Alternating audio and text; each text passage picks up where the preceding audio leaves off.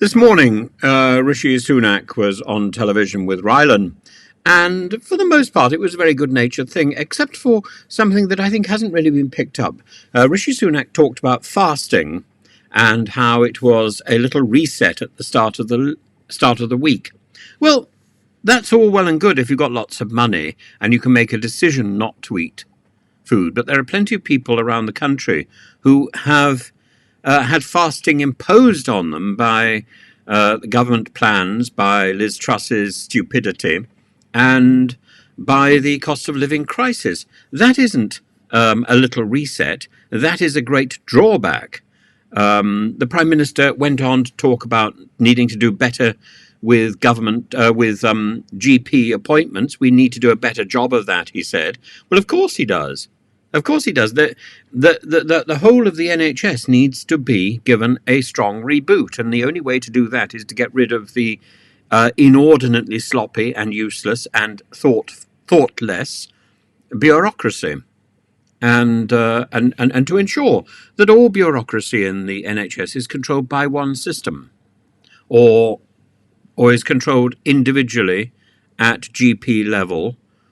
So that can then be handed on directly to the hospital. So indeed, the hospitals can access that immediately. At the moment, there are so many myriad forms of bureaucracy, and the the flagships of the NHS, the hospitals are run by people who are not medics. They're run by people with no medical training. I don't understand how this is a possibility in a civilized country. As for the police, Sunak says that the police have the powers they need to tackle knife crime. Well, say that to the people in Golders Green who faced down a man with a knife walking around the kosher market. Rishi Sunak said that every life that is lost is a life too many. Well, that's a platitude. And there are plenty of people who live in fear for their lives because the police are nowhere to be seen. They're busy pursuing some sort of woke agenda, and they're simply not functioning in any effective way. We hear so much about deterrence. The police are certainly not a deterrent to crime.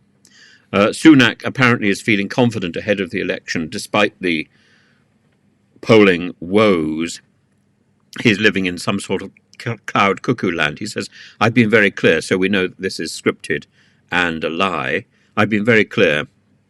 We have been through a tough time over the past year as a country, still dealing with the legacy of COVID, backlogs in the NHS, war in Ukraine, energy bills. He doesn't mention Brexit. But I really believe that this year, at the start of the year, we have turned a corner and we're heading in the right direction.